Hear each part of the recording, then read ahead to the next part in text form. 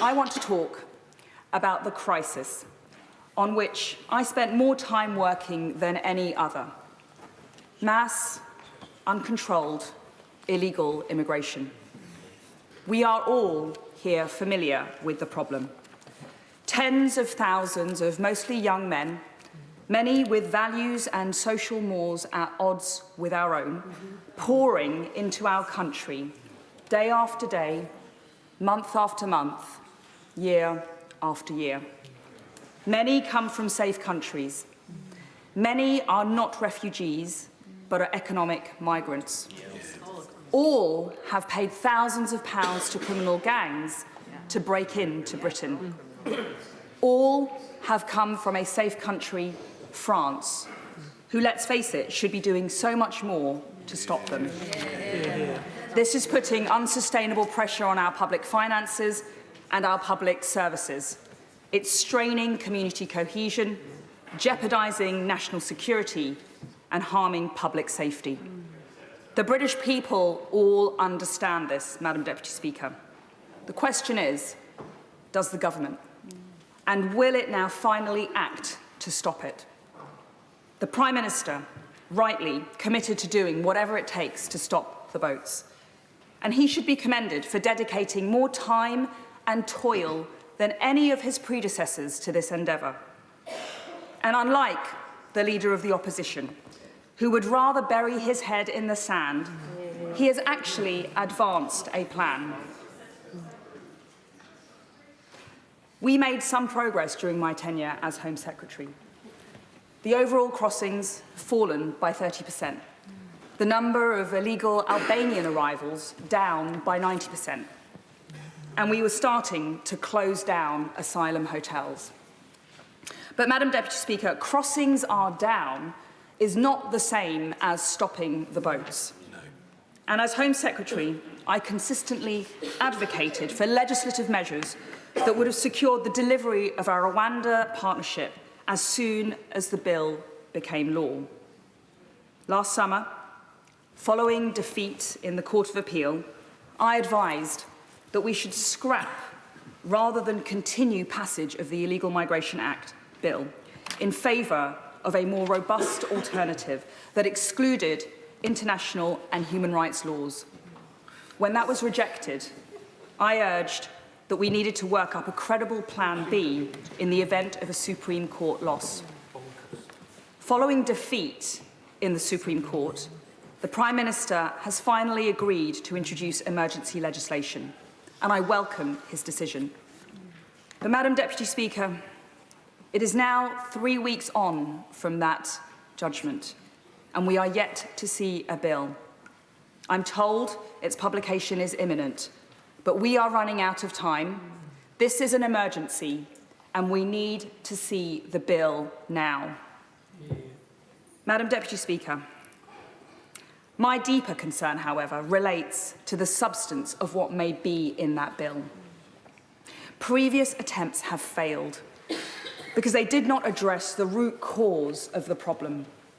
Expansive human rights laws, flowing from the European Convention on Human Rights, replicated in Labour's Human Rights Act, are being interpreted elastically by courts, domestic and foreign, to literally prevent our Rwanda plan from getting off the ground.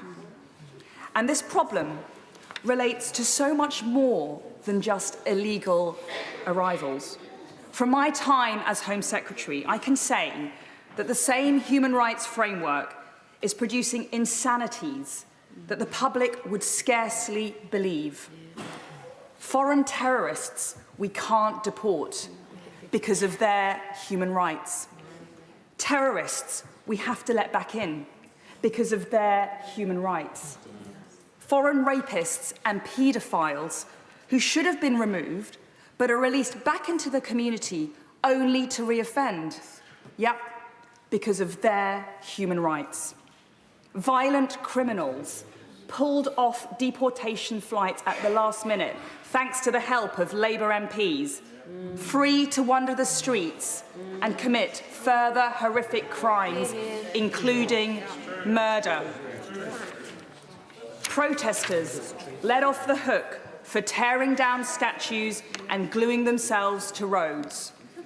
And our brave military veterans harassed through the courts some 40 years after their service. Madam Deputy Speaker, it is no secret that I support leaving the European Convention on Human Rights and replacing the Human Rights Act with a British Bill of Rights that protects the vulnerable and our national security and finishes the job of Brexit by extricating us from the foreign court and restores real parliamentary supremacy. But I accept that the government won't do that and that it is a debate for another day. And crucially, when it comes to stopping the boats now, leaving the ECHR is not the only way to cut the Gordian knot. Emergency legislation would enable this only if it meets the following tests. Firstly, the bill must address the Supreme Court's concerns about the safety of Rwanda. Secondly, the bill must enable flights before the next election by blocking off all routes of challenge. The powers to detain and remove must be exercisable, notwithstanding the Human Rights Act, the European Convention on Human Rights, the Refugee Convention, and all other international law. Thirdly, the bill must remedy deficiencies in the Illegal Migration Act to ensure that removals can take place within days, rather than allowing individual claims and challenges which drag on for months. Fourth, the bill must enable the administrative detention of illegal arrivals until they are removed. And just as we rapidly built Nightingale hospitals to deal with COVID, so we must build Nightingale-style detention facilities to deliver the necessary capacity. Greece and Turkey have done so. Greece and Turkey have done so. And the only way to do this, as I advocated for in government, is with the support of the Ministry of Defence. Fifth, Parliament must be prepared to sit over Christmas to get this bill done. All of this, Madam Deputy Speaker, comes down to a simple question. Who governs Britain? Where does ultimate authority for the UK lie? Is it with the British people and their elected representatives? Or is it in the vague, shifting and unaccountable concept of international law? On Monday, Madam Deputy Speaker, the Prime Minister announced measures that start to better reflect public frustration on legal migration. He can now follow that up with a bill that reflects public fury on illegal migration and actually stop the boats. Finally, Madam Deputy Speaker, it is now or never.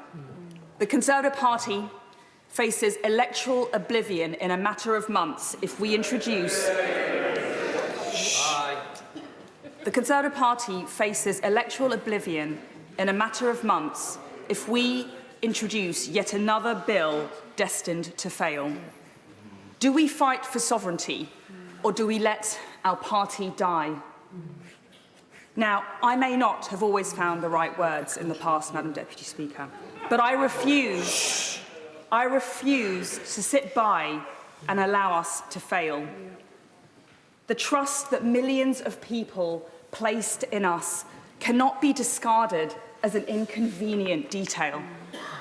If we summon the political courage to do what is truly necessary, difficult though it may be, to fight for the British people, we will regain their trust. And if the Prime Minister leads that fight, he has my total support. Thank you.